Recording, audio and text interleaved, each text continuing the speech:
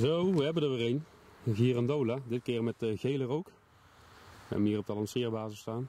We gaan hem even de lucht in schieten.